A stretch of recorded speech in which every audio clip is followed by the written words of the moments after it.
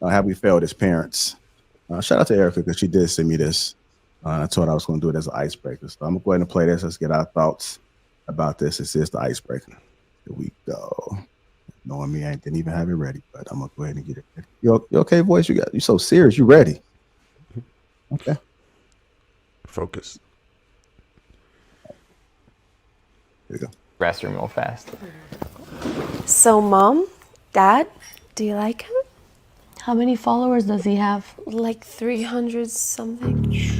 That's a little low, honey. I know. So he's not an influencer? Who is he influencing?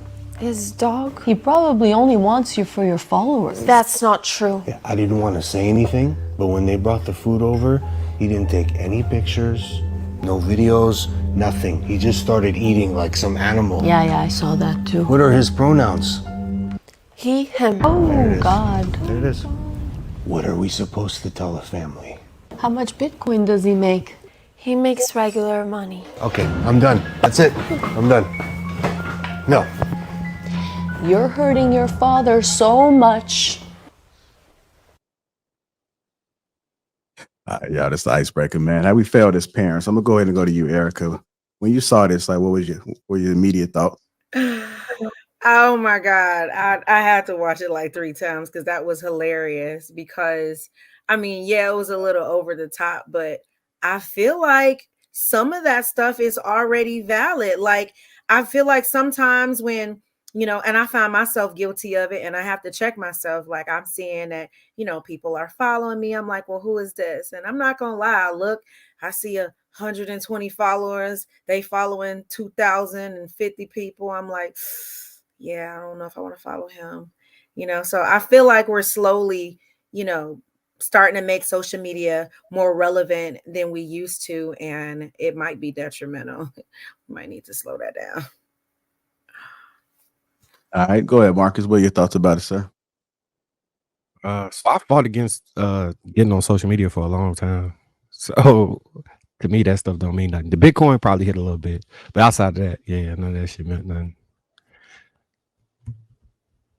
So you stay away from social media, Marcus? Yeah, if it weren't for YouTube, I might not have opened my phone except for phone calls. How old are you again? 40. Okay. I don't know too many 40-year-olds that do that. Most of the 40-year-olds can't keep their phone down. Go ahead, Lego. I'm curious about you, man, because I know you put your phone down a lot. My phone's my hammer. So, what's crazy is I want to go in somewhat of a different angle as a video, which is the opposite of the video. I'm presently editing a video of a father doing his daughter's hair, and she thinks something's wrong with her edges or something, right? And he, of course, says there's nothing wrong with your edges while he's brushing her hair. Like, he's literally like brushing her hair the way you should do it. You could tell he's done it before, right? So this is kind of like what he does. And it's so loving how he's brushing her hair and telling her, like, you're pretty, there's nothing wrong with your hair, you're good, I make pretty kids. And at the end, she was just like, I love my daddy, right? So when it comes to social media and all these other things, it's not even about we're not interacting with each other in a dating world. We're not interacting with our kids or our parents, right? As a parent, a lot of these other parents, not me, they'll just stick a tablet in front of their kids and just have them in the other room. And the parent is playing with their phone in the other room.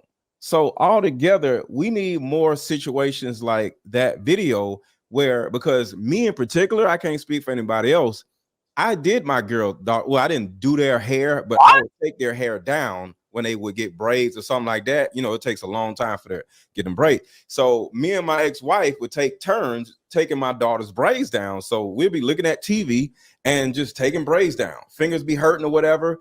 And, I'm brushing my kids' hair or whatever, because that's the thing that I think that is missing.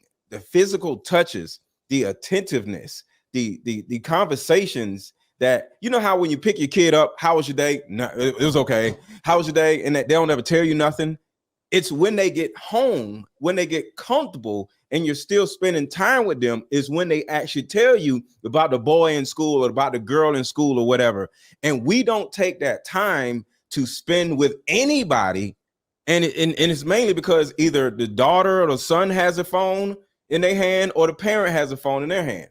So yeah, we got to put our phones down and actually interact with our kids or our parents instead of just it's really sad because I don't believe it. I put my phone down when I'm with my daughters. We hanging out and I ain't thinking about my damn phone.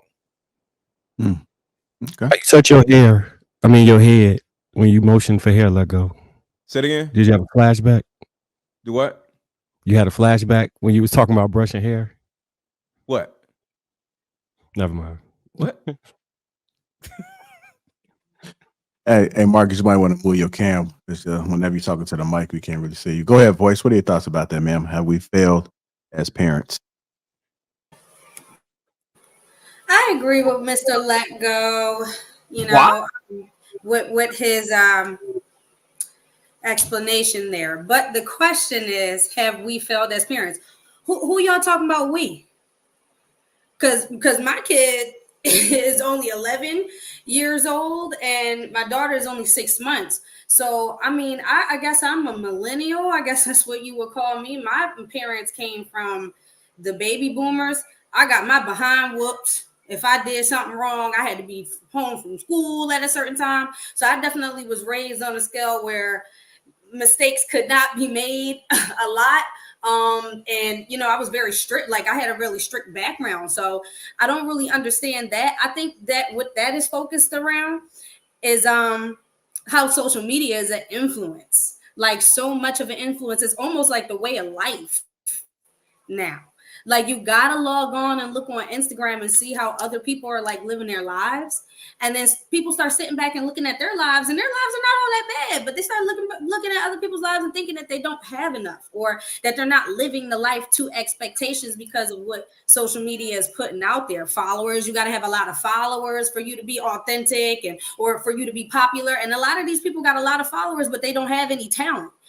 Like it comes down like an example of the music industry. I'm a singer and songwriter, right? I have been singing since I was 5 years old. This has been something I've been doing for a very long time. It is hard at this point to try and get picked up by a label if you do not have like 100K followers and a bunch of people following you, and you don't even have to really have talent. You don't even really have to know how to sing or rap for real. It's all about how you look on social media. What are you pushing off? Can you sell a brand? Can you sell something else that somebody is trying to sell just based upon what they see? So I think overall, we're talking about the overall influence that social media has on our children today, and that's what they're actually learning from. But like Mr. Lego said, you are one of those parents that make your kids put down the tablet. You do family activities, y'all go out and do things together, you're spending time with the kids, you're having conversations with the kids, also talking about things that are going on in the world today because they need to know what's happening in the world today. But I just think that it's more influenced by social media. That's how kids live their lives now.